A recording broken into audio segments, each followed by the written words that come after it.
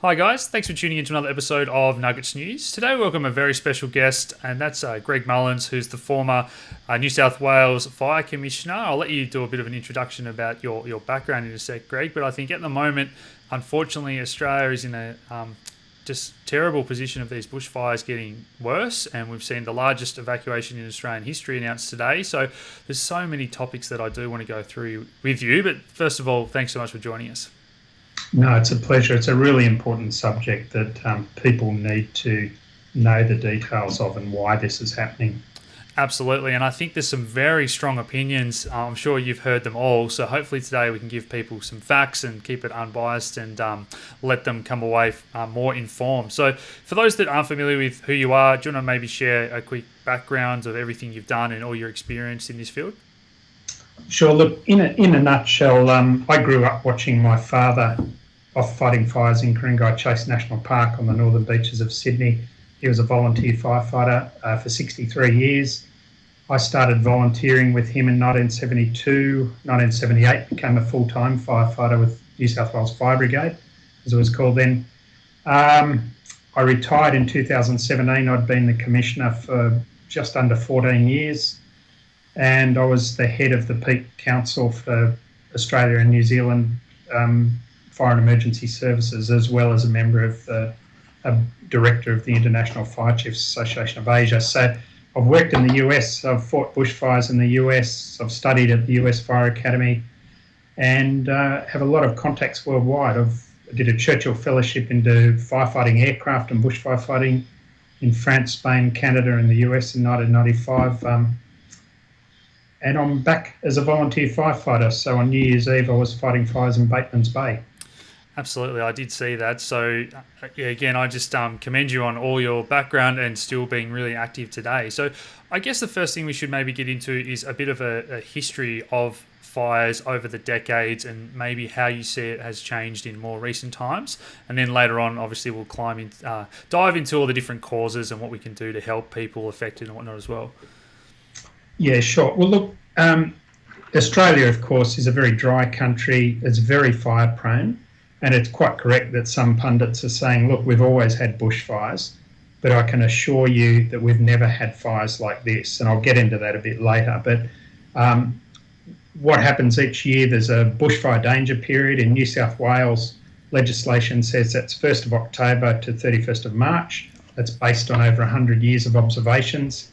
Now it starts in the first week of August consistently. They go for longer. We get major fires in April now, so we can go from August till April. We're seeing this across the world, so not just in Australia. So Queensland, for example, was never really considered a bushfire state. They'd get fires, but they weren't too big and they never really lost property. This year, 40 homes, much longer fire seasons, incredibly intense fires, burning in places they shouldn't burn, like tropical rainforest. And then Tasmania, very bad fires there, about 30 years apart. That changed. Big fires in 97, then 2006, then 2013, 2016, 2018, 2019.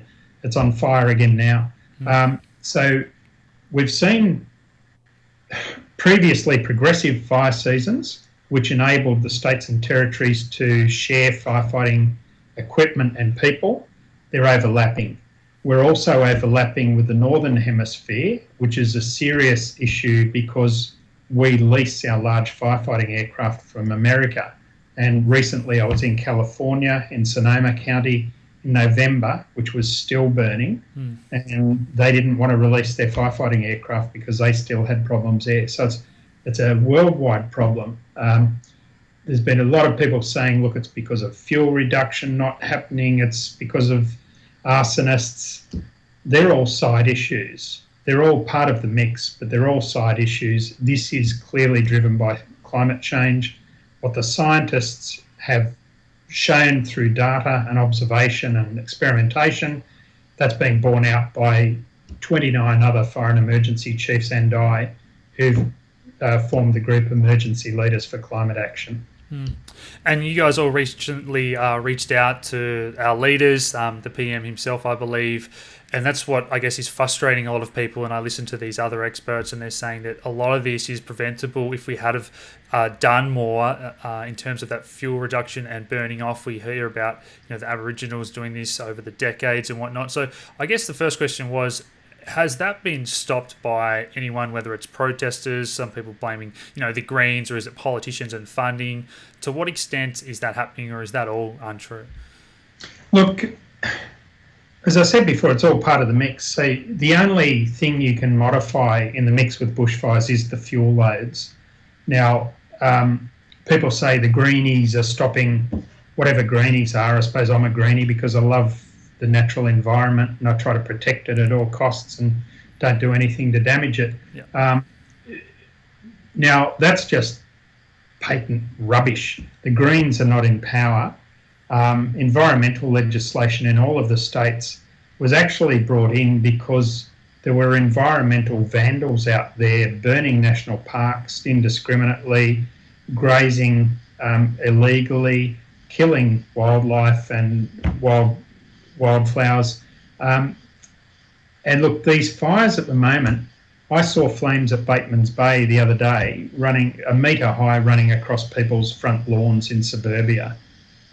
So when you have these intense conditions underpinned by intense drought, fires will burn anywhere. So I was in Ratville up near Grafton or Casino. I don't know. It seems like years ago. It would have been a few weeks back, fighting fires up there. Recently, we had fire running through an area that had burnt the week before because all the dead leaves on the trees with the high winds had dropped down and a burning stump set it on fire. So we had trouble pulling that up with 5 fire trucks. So we've lost almost 4 million hectares just in New South Wales so far. There's areas of grassland, scrubland, forest, rainforest, areas that were burnt 2 years ago, areas of heavy fuel. These fires are just running through everything. So to say that we could have, done anything you'd have to burn the whole state. So that's just rubbish, really. It's part of the mix, but it's not a panacea. Arsonists, it's always a concern. It's around 50% of bushfires every year. I've hit anything up to 60%.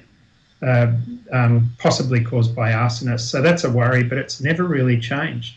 So, and if anyone can solve that one, I've said before, they need to get the Nobel Prize and go on a world tour and tell the Americans and Canadians and everything how they stop this problem. It's I've often said the 3 main causes of fires are men, women and children.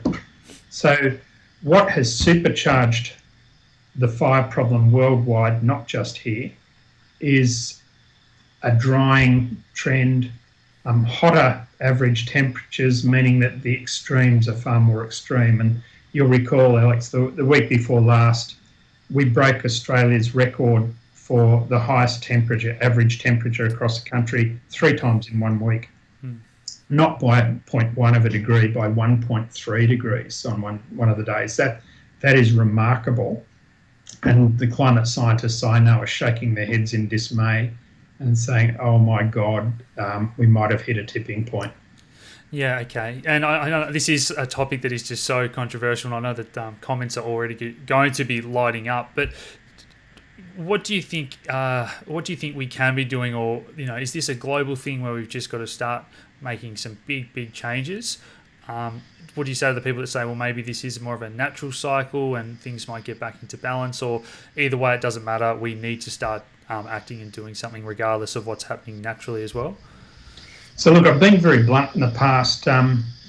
Good luck to anyone telling me and the 29 other fire and emergency service chiefs I've been doing this for 47 years. I've studied it. I'm not an uneducated person. I've got a master's degree. I'm not stupid. I know what I've seen. I've researched and read about why. It is very clear. So people who read some of the right-wing denialist websites or The Australian or watch Sky News, they're going to sprout rubbish, absolute rubbish, which I think is irresponsible. I've written to the editor of The Australian but had no response. But this is clearly driven by, as I said before, the warming climate. Now, back to hazard reduction, for example, the good old greenies didn't make a 15 to 20% reduction in winter rainfall in southeast Australia, which actually prevents us from burning the way we used to. We used to be able to burn off right throughout winter because it was damp. It's not anymore. By the time it gets to August, when the westerly winds start in New South Wales, it's far too dangerous. And if you add 3 or 4 degrees, which is what we're seeing every August, it's warm, it's windy, and it's dry, and we can't control the fires. We start losing homes in August.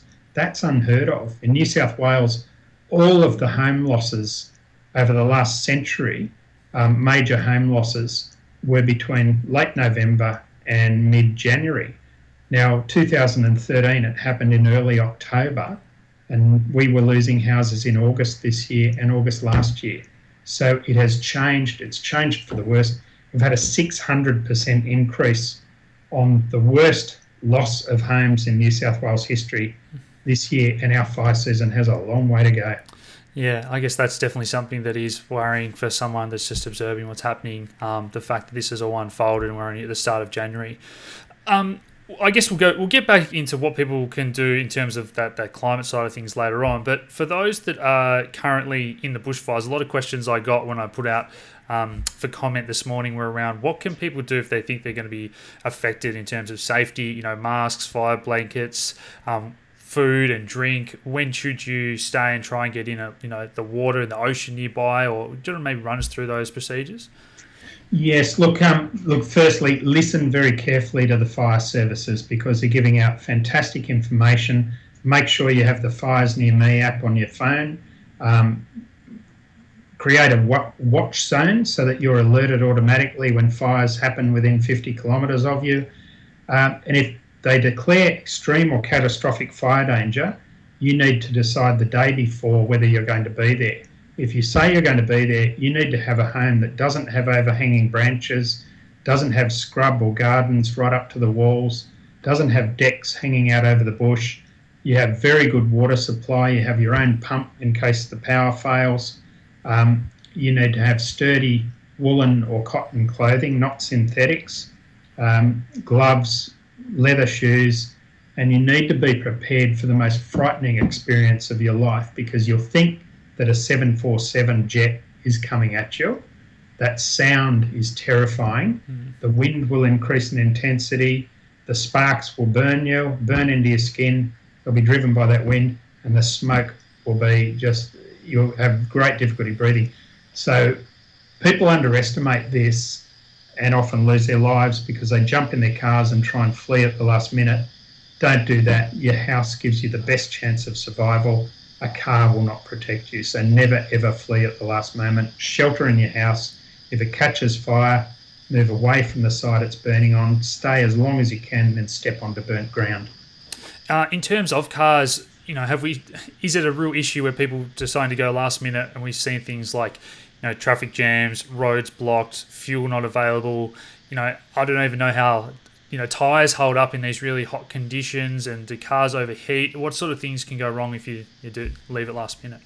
Look, so many things can go wrong. So responding to Bateman's Bay on the morning of the 31st, we started out from Sydney at 6 a.m. We were driving there and then received a radio message once we were over the Harbour Bridge saying lights and sirens, get there as quick as you can. So 20 fire trucks from Sydney. Through Ulladulla and Milton, I just saw this traffic jam coming north, looked to the west and saw the smoke plumes. And I just had this terrible sense of foreboding because if the fire had crossed the highway while there was a traffic jam, we would have had multiple fatalities, possibly hundreds of people killed. So the current evacuation, as you said, the biggest in Australian history, great call by Commissioner Fitzsimmons from RFS, Commissioner Baxter from Fire and Rescue, and the Premier. We need to get them out tonight because tomorrow is probably going to be worse than New Year's Eve. There's so much fire out there. There's no hope of containing it. And even firefighters will have to pull out of some areas because they may lose their lives if they stay. Yeah, I might try and get this video up on Friday at time of recording as well, because I think, as you say, tomorrow is meant to be hot and the worst day, isn't it? And what's forecast for those days ahead? Look, thankfully, after Saturday, Saturday the 4th of January, which is tomorrow, that's when we're filming this, we look like we've got a few mild days. We might even get a tiny bit of rain along the coast. And when I say a tiny bit, maybe 8 to 10 millimetres, which won't make much of a difference, but every little bit helps. And it might be a taste of things to come. There's a tropical cyclone forming to the northwest of Australia. It might bring some moisture down in the following week. So I'm really crossing my fingers that on Monday week, we actually get some rain coming from the northwest that makes a big difference. That's the only thing that can control these fires. And that's one of the larger cycles that normally forms. We have large cold air coming down from northwest across Australia. That hasn't happened this year, and we've got those hot temperatures that just keep increasing without any relief. Is that basically right? Look, there's a whole lot of climatic factors at play here. So first of all, you have a drought. Now, there's insufficient scientific information to say without doubt that drought is exacerbated by climate change. They can't go there yet. So, but what is known is that drought comes off a drying out base. So as I said, 15 to 20% reduction in rainfall across winter in southeast Australia, and that rainfall moderated conditions. That's why we didn't lose homes until November in the past. That's why we could burn off and do hazard reduction burning. It's gone forever, never coming back, and it's getting worse. A 1 degree average increase in temperature means that the extremes are far more extreme, as we're seeing 15, 20 degrees above average, high 40s. We'll have our first 50-degree day in Sydney in the next number of years. It's almost certain. That's setting the scene for these incredibly intense fires. Now, Indian Ocean dipoles, so that's shown to have become more frequent under climate change. Now, what it does means the waters in the Indian Ocean off Australia cool down. There's no evaporation, so no clouds form, so you're not getting the moisture and the monsoon coming across when it used to. So it's not keeping the eastern states wet. We've got the southern annular mode has gone negative. Now that's the warming of the atmosphere above the Antarctic. What it does, it throws off westerly winds and sends them north. So we're getting these strong westerly flows, which we all know come off the desert, therefore they're hot and dry. The interesting thing to me is, since I've been a firefighter, I've watched the big climate driver in Australia formerly was El Nino, or the Southern Oscillation Index, which is temperatures in the Pacific Ocean. We're not in an El Nino. I've looked back through all the major property loss fires over the last century as best I can, and it seems that every event was during an El Nino except 2013, except now. And so we've had the worst property loss fires in New South Wales history when there was no El Nino. And 2001, 2002 was a bad bushfire year. It was an El Nino. And so we don't even imagine if we had that driver as well, this would be hell on earth.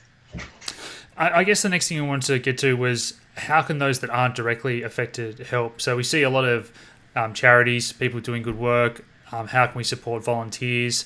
I know for our community, I'm going to put some donation links below, but once we do get all that money come in, where or how do we get it to the places which are needed most? Look, my personal view is the agencies are quite well resourced, and we've had people coming up to us in the street. A couple of times I've gone to buy myself breakfast after a day and night out fighting fires, and the cafe owners just wouldn't let me pay. It was embarrassing, and I thought afterwards, I have the ability to pay for it, but they wanted to say thank you, and I thought you can't turn off goodwill. So firefighters will accept goods and services. We've had a lot of water dropped off, snack packs, that sort of stuff, which have been really great. But where we need help is firefighters who've lost their lives. The official appeals by the Rural Fire Service. Watch out for dodgy ones. There's some scammers out there. Yeah. to provide for those families. But we've got thousands of people in New South Wales homeless, and many of them will be uninsured and elderly or disabled and won't be able to start again. So that's where the money should go. If people feel like giving, think about the fire victims. We're okay as firefighters. We really, we're grateful for what people are doing, but we actually don't need it. So think about the victims of these fires, please. Yeah, another talking point I had was probably mental health, maybe something that doesn't get spoken about a lot, and maybe it's becoming more accepted to talk about all this these days, which is good of itself. You know, I can't imagine some of the stuff you've seen over the years, but is there anywhere in particular that's good for the firefighters or those affected to talk to, or what are the procedures in that space these days? Well, I'll tell you, I suffer from post-traumatic stress disorder, and when you start to be treated for that, it all comes back because you unlock a door and lots of stuff that I won't go into, but I'm learning to live with this. I'm doing a talk tonight with our local rural fire brigade because there's lots of new young members, not so young, who for the first time have had to drive past burning homes that we couldn't save for not doing. And I saw them sobbing, in the street, and it's I was comforting a man in Catalina in Bateman's Bay the other day who'd just lost his home. We were able to save his garage with a lot of his belongings. He was so grateful, and he said, "Yeah, great year. My wife left me 9 months ago, and I was about to buy this house that I'm renting, but I haven't insured my contents." And and I was pretty upset by that. And so, look, it takes a toll. And the other thing is, earlier this year, I had a crew down near Tinga in Varel that were overrun by fire. And when you think you're going to lose your own life, that's where you can have mental health issues. And that's where, I've got some from over the years.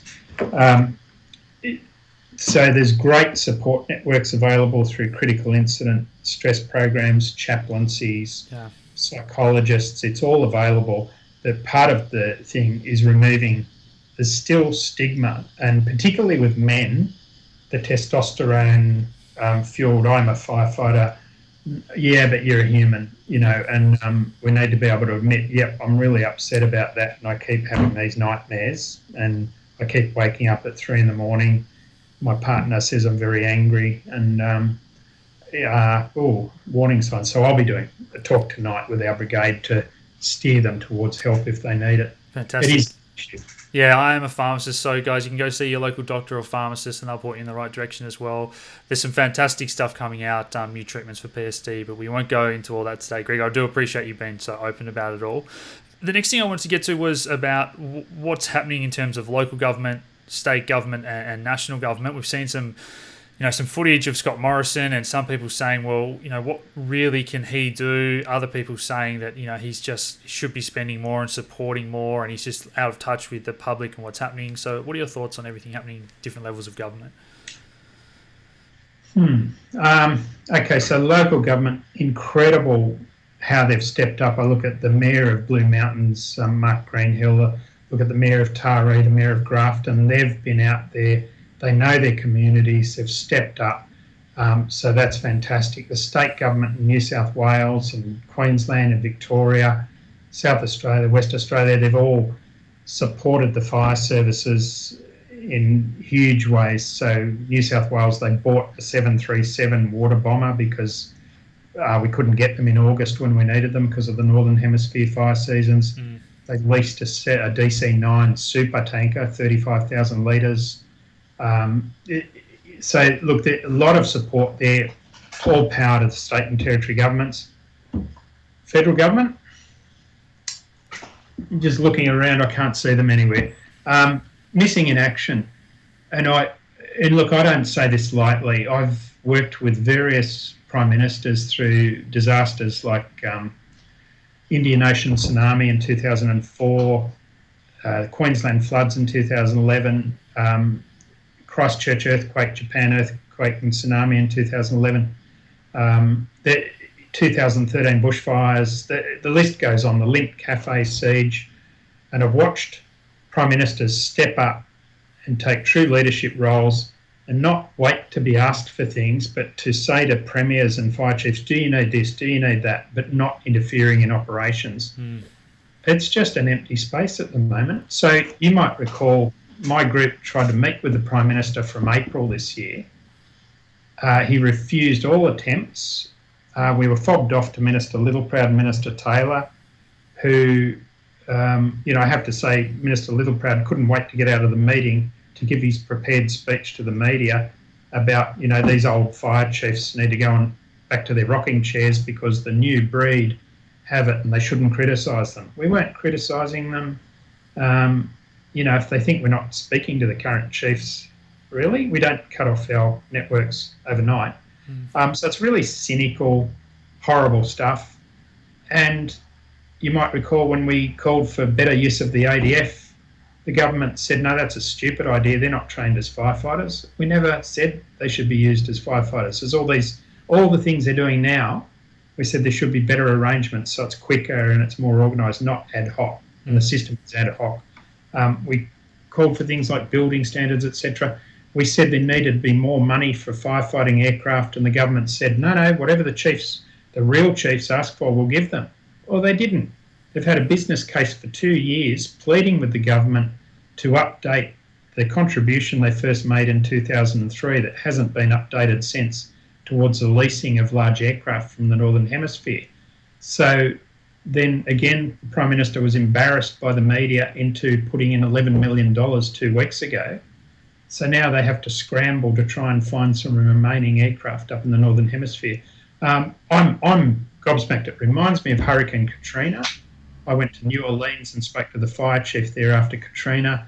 He told me how President Bush just didn't seem to get it, and they needed help. They needed food, water, sanitation, evacuation, and it just seemed to take forever. It's like that. It's this government just doesn't. It's like government by news clips, not by actual action. Yeah, I mean, obviously we're a sort of technology-focused channel and we talk a lot about the Australian economy and whatnot, but I think it's starting to affect the psyche of the Australian people. I just feel that, we really no leadership, and I think it is actually going to affect the Australian economy and tourism. You mentioned building standards and the cladding. That's a whole other issue as well, and it's just sort of like, what's going on to this country we used to be so proud of, and the lucky country? Well, I've probably got to watch what I say because I'm tired and I'm angry because I can see so much needs to be done. I know how the system works. I know how cost-cutting in Canberra has led to Emergency Management Australia contracting and being buried in the Home Affairs portfolio. So the wonderful people there can't do as much as they used to do. So, and then all we get out of the government is denial and excuses. People don't want excuses, they want action, and they have every right. This is a national disaster. It's like we're at war. We need bipartisanship. The Prime Minister should be bringing in the opposition leader, the crossbenchers, briefing them. But I know that's not happening. No, they're the enemy, and there's this dialogue of hatred. So they hate us now because apparently we're political, we ex-fire chiefs, because we dared say the 2 words climate change. I don't get it, and I am angry. I'm really angry. Yeah, for me, even looking at it from their point of view, if it's trying to get this surplus, I mean, they actually have a surplus budget and they still won't spend money on something that's really important in an emergency. That's the part that I just really don't understand. So, look, just on aircraft, they've sat on this business case for 2 years, so the fire chiefs did ask for help. The Prime Minister and the government did not act on it. They don't have a direct line there.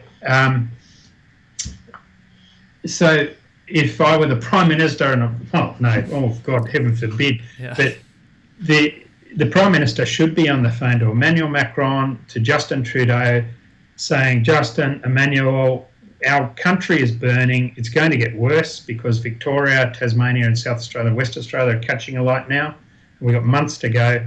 Please send dozens of your purpose-built water scooping fire bombers because they're all in mothballs in the northern winter. They could be here in days with experienced pilots and Canberra needs to pay for them because the states and territories are being hammered and they can't. And that's why the fire chiefs at the moment won't ask, because they know that the cynics in Canberra will say, well, it's a state and territory responsibility, you pay. And is there any other technologies that Australia could be investing in terms of bushfire management, or it really is just that leasing, but now we've got the overlap in the hemisphere fire season, as you say? Is that the best use of money, just to bring the aircraft down?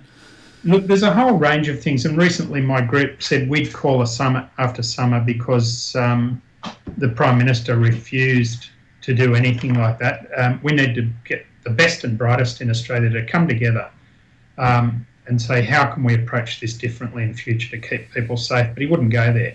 Since we made that announcement, he said, I'll call a COAG meeting, as he'd been asked in November by Anthony Albanese, but refused to do. So you have to embarrass this government into action, because they won't actually get out there and do anything other than happy snaps, shaking people's hands, which can turn really bad.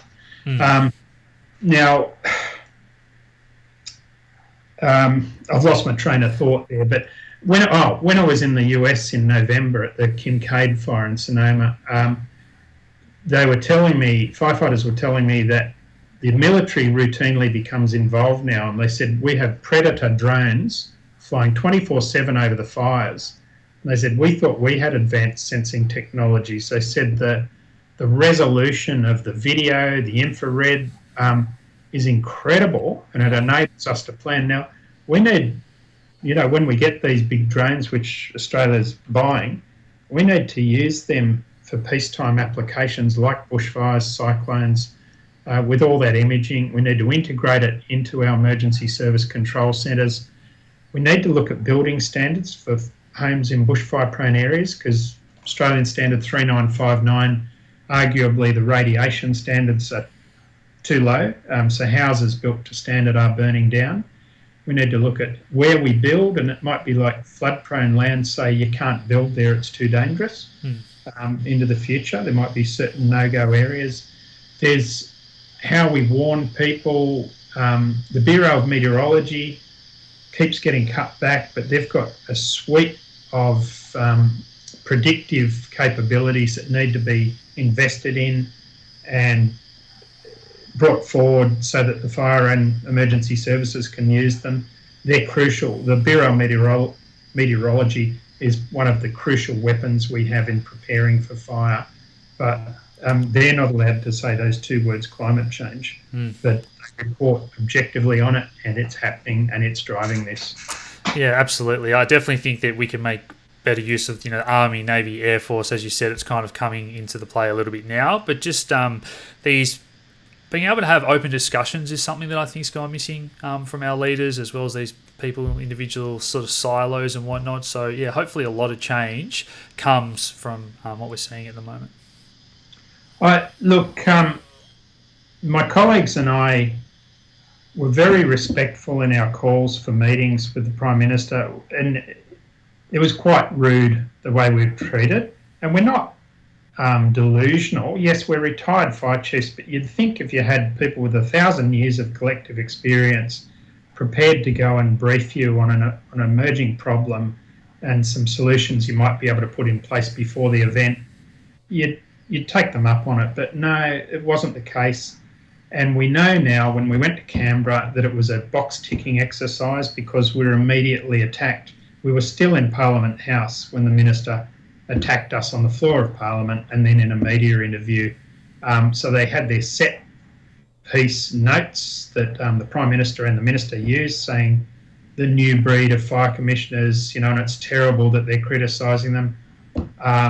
It's stupid to say that climate change causes bushfires. We never said that. It's stupid to say that the military can fight fires. We never said that. So it's just this, the dialogue is so concerning that, we're just fire chiefs. Look at what the scientists have copped. How dare you bring bad news? We're not going to listen to you. So it's just this inability to hear anything but what they say is happening. Fantastic. Yeah, I guess any final thoughts or things we haven't spoken about today you think's important, Greg? I will put some links for people to donate down below as well. Look, Alex, just again, be very, very careful, everybody. Listen to the warnings are not being put out there for just the sake of saying something. It's based on evidence. I looked at this fire at Bateman's Bay the other day and the other fires and how they just screamed through with roaring winds. And a few days before that, or a week before that, I was in the Blue Mountains at Blackheath. So the fire behaviour is something we've never ever seen before. It's the same in California, where they lost 18,000 homes in 2018, 9,000 in 2017. They're just shaken, and that's so well resourced over there. So we cannot deal with Mother Nature when she's angry. She's angry because we're pouring carbon dioxide and other greenhouse gases into the atmosphere. It's supercharged natural disasters and extreme weather. And we need a national approach, firstly to adapt to a more dangerous here and now, but morally we must take action to safeguard future generations, because this is how bad it is from now on. We don't want it to get worse for them. We want a planet that they can actually live on. And is your gut feeling that hopefully we get that bit of rain and the worst may be over, or do you think that this is likely to be bad for the next few months as well as the next few years if we don't change anything? Look, even if Queensland and New South Wales start to get some rain, it's unlikely that Victoria, Tasmania, South Australia and southwest Western Australia will.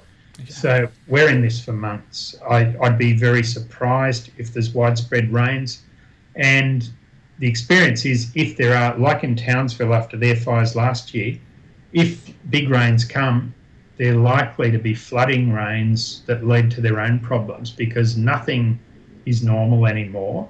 The Prime Minister yesterday said, these are natural disasters. And no, these are unnatural disasters driven by humans, and it's up to us to fix it, because we're killing animals, we're killing the landscape, and we're killing ourselves, and it's time to take action. Yeah, those fires and then the floods actually really degrade the soil, don't they, which leads to their own range of problems that you just touched on. Well, many towns in southern New South Wales can't drink the water coming out of their taps because of contamination from the ash and from the soil. When the rains come, there'll be massive erosion, there'll be siltation of dams, all these new problems to deal with. So this is an unmitigated disaster. Well, thanks, Greg. I really appreciate you sharing your experience and personal insights as well. Hopefully everyone can learn something from this today, and it actually does go about making a difference. So all the best with your journey, and I hope we do get some change. Thanks for helping to bring attention to it. And look, I know that was probably pretty depressing for listeners. Welcome to my world, but there are things we can do, and we do need the government to stop making excuses, admit that they were wrong, and just get on with the job of protecting Australians and protecting future generations. Absolutely. Cool. Thanks for your time, Greg. Thanks, Alex. Cheers.